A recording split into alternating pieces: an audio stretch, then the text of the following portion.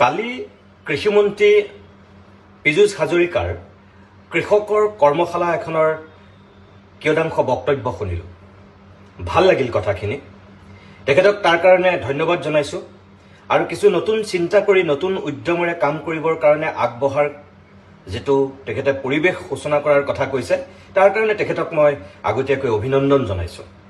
কিন্তু তাৰ পিছতে মন্ত্ৰী পীযুষ হাজৰিকাক মই এটা কথা ক'ব বিচাৰোঁ যে কিছুমান শুনিবলৈ ভাল লগা কথা ক'লেই এজন মন্ত্ৰীৰ বা এখন চৰকাৰৰ দায়িত্ব কিন্তু শেষ হৈ নাযায়। আপুনি খবৰ ৰাখিছেনে নাই মই নাজানো। আপোনাক কেইটামান কথা কোৱাৰ প্ৰয়োজন বোধ কৰি পেলাই মই দৃষ্টিগোচৰ কৰি এই কথাকেইটা কৈছোঁ।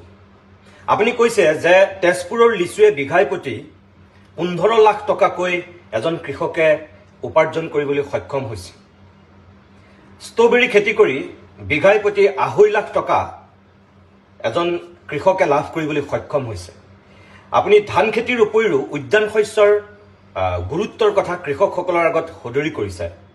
নাৰিকলৰ কথা কৈছে, কেৰ্কেটুৱাৰ কাৰণে অসুবিধাৰ হোৱা বুলি সদৰি কৰিছে। এনেকৈ যিখিনি কথা কৈছে ঠিকেই আছে, সেইখিনি ভাল লগা কথা। কিন্তু আপুনি গম পায়নে যে আপোনালোকৰ চৰকাৰৰ দিনতেই জাতীয় ফল হিচাপে ঘোষণা কৰা অসমৰ কাজি নেমুৰ কৃষকসকলৰ বৰ্তমানৰ অৱস্থাটো কেনেকুৱা? GI টেগ লাভ কৰিছিল আপোনালোকৰ চৰকাৰৰ দিনতেই। জাতীয় ফল হিচাপে কাজি নেমুক স্বীকৃতি দিয়া হৈছিল আপোনালোকৰ চৰকাৰৰ দিনতেই। আজি লেমন ভিলেজ হিচাপে যিখন গাঁৱক আপোনালোকে ঘোষণা কৰিলে তিনিচুকীয়া জিলাৰ ডিৰাক অঞ্চলত, সেই গাঁওখনৰ এজন কৃষকে এটা নেমু বিক্ৰী কৰি আছে 30 পইচা। 30 পইচাত এটা নেমু আজি বিক্ৰী হৈ আছে। যি নেমু চিঙে তেওঁলোকে লাভ কৰে তাত 20 পইচা, অৰ্থাৎ এটা নেমুৰ দাম 50 পইচা এজন কৃষকে পায়, তাৰে তেওঁলৈ থাকে 30 পইচাহে।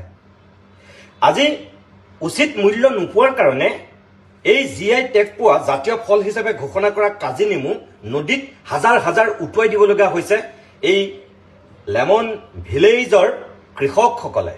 আটাইতকৈ অসমৰ সৰ্ববৃহৎ নেমু উৎপাদন হোৱা সেই অঞ্চলটোৰ কৃষকসকলৰ যিটো দুৰৱস্থা, এজন কৃষিমন্ত্ৰী হিচাপে আপুনি খবৰ ৰাখিছেনে? সোধক, তালৈ যাওক, এবাৰ চাওক তাত কি হৈ আছে। গতিকে কিছুমান কথা এনেই ইয়াত কৰ্মশালা পাতি AC ৰুমত বহি ক'লে নহ'ব। শুনিবলৈ ভাল লগা বুঢ়ী আইতাৰ সাধুৰ কথা আমি বহুত শুনিলোঁ। এই খোলামুখৰ শুনি ভাল লগা সাধু কথাবিলাক সৰুতে যে আমি শুনিছিলোঁ আইতাৰ মুখত, ককাৰ মুখত, তেনেকুৱা আৰু সাধু কথা এতিয়া কৃষকে শুনাৰ কোনো প্ৰয়োজন নাই।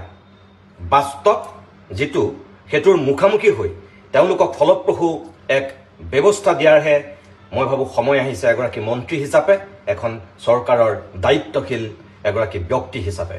বাকী বিচাৰ আপোনালোকে কৰিব। ধন্যবাদ।